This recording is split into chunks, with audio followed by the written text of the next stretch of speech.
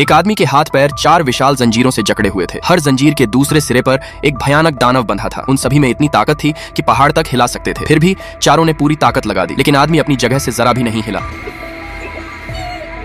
अचानक उसने एक जोरदार गर्जना की। उसकी आवाज इतनी खतरनाक थी कि चारों दानव वहीं ढेर हो गए। उसका नाम था जेब्रा, 4 महान शिकारी राजाओं में सबसे खतरनाक। उसे इस जेल में इसलिए बंद किया गया था क्योंकि उसने 26 प्रजातियों को पूरी तरह खत्म कर दिया था। कुछ समय बाद टोरिको और कोमात्सु उस जेल में पहुंचे जहां जेब्रा कैद था। उनके सामने कई मीटर ऊंचा लोहे का विशाल दरवाजा खड़ा था। कोमात्सु को लगा कि इतनी बड़ी जेल का वार्डन जरूर कोई विशालकाय इंसान होगा, लेकिन जैसे ही दरवाजा खुला दोनों हैरान रह गए। उनके सामने एक गोल मटोल छोटी लड़की खड़ी थी। कोमात्सु उलझन में टोरिको की तरफ देखने लगा, लेकिन टोरिको तो उसे देखकर पूरी तरह खो चुका था। टोरिको ने कहा कि ध्यान से देखो। अगले ही पल लड़की ने अपना रूप बदल लिया। हनी प्रिजन में स्वागत है।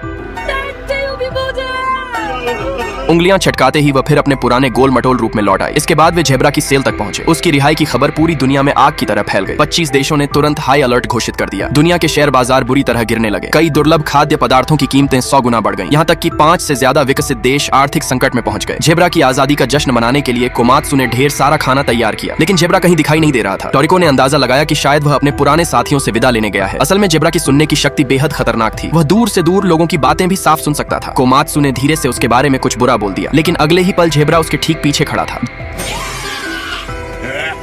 जेब्रा को कोमात्सु को डराते देख टोरिको तुरंत बीच में आ गया। दोनों के बीच माहौल बेहद तनावपूर्ण हो गया। तभी वार्डन ने दखल दिया। उसने अपनी खास खुशबूदार शक्ति का इस्तेमाल किया। टोरिको तुरंत उसके असर में आ गया, लेकिन जेब्रा पर उसका कोई असर नहीं हुआ। आखिरकार माहौल शांत हुआ। फिर टोरिको ने बताया कि वे यहाँ क्यों आए हैं। वह जेब्रा को स्वीट कोला पकड़ने के मिशन में साथ ले जाना चाहता था। यह बेहद दुर्लभ पेय मार्केट बीस्ट नाम के जीवों से मिलता था और इसकी मिठास सामान्य कोला से 100 गुना ज्यादा थी। इतना सुनते ही खाने पीने का शौकीन जेब्रा तुरंत तैयार हो गया।